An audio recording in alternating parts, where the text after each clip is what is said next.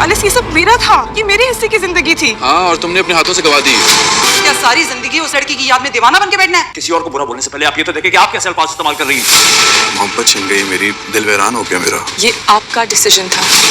क्या अंजाम होगा हमारी शादी का? अंजाम तो आपने सोचा होगा ना सालिस।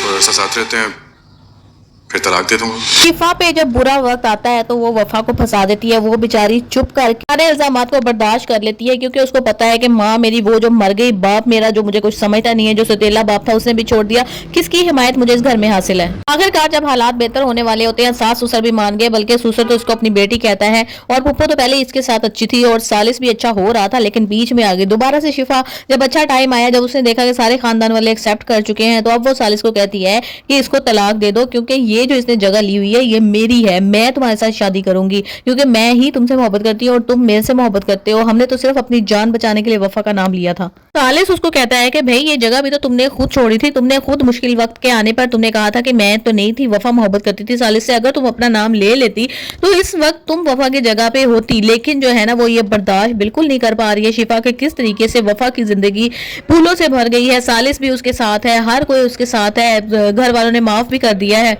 मैं किस तरह सारी जिंदगी इसको फूलों की सेज पे बैठा देखूंगी, सारी जिंदगी मैं सालिस को याद करती रहूंगी और किसी और के साथ भी मैं वफा नहीं कर पाऊंगी। भी ऐसा कोई घटिया आदमी है ना, पहले उसको पता था कि हाँ चलो शिफा नहीं तो वफा सही, वफा के साथ भी वो अच्छा हो गया था, और उसको कहता है कि कोई बात नहीं, अब हमारी शादी हो गई है तो हम इसी तरीके से गुजारे। लेकिन जब दोबारा से शिफा उसकी जिंदगी में आती है तो फिर से बदल जाता है, इंतहाई घटिया किस्म का आदमी। और फिर वफा से कहता है कि अब इस रिश्ते का क्या करना होगा। वो कहती है ये तो तुम सोचोगे ना कि तुमने इस रिश्ते का क्या करना है, तो कहेगा कोई बात नहीं, इकट्ठे कुछ ऐसा गुजारा करते हैं, फिर मैं तुम्हें तलाक दे दूंगा। ठीक है, वो बेचारी जिसने सारी जिंदगी सौतेले रिश्तों के साथ गुजारी, माँ उसकी मर गई, बाप उसका नहीं उसको पूछता, अब जिसके साथ उसकी शादी हुई है वो कह रहा है कि मैं कोई मसला नहीं है, थोड़ा अर्सा जब तक जो है ना खा पी लो यहाँ पे, फिर मैं तुम्हें तलाक दे दूंगा और दफा हो जाना जहां मर्जी है, मेरे लिए तो शिफा तैयार बैठी है। और दूसरी साइड पे फरजाद जो है वो शादी करने के लिए तैयार नहीं है, हालांकि तमाम घर वालों ने मिलकर उसको यकीन दिला दिया है कि वफा जो थी वो बेवफा थी और उसने तुम्हारे साथ बहुत बुरा सलूक किया। अगर मोहब्बत करते थे तो तुम ही सिर्फ उससे मोहब्बत करते थे, वो तुमसे किसी किस्म की मोहब्बत नहीं करती थी। और वो क्या निकली हमारी आंखों के सामने धूल झोंक कर सारिस के साथ मोहब्बत करती हुई, बातें करती हुई, मिलती हुई पकड़ी गई है, और अब भी तुम उसके ख्यालों में रहोगे। अगर देखा जाए तो कहीं ना कहीं फरजाद को यकीन नहीं हो रहा है कि वफा इस तरह से मेरे साथ कर सकती है और वो अभी भी उससे मोहब्बत करता है।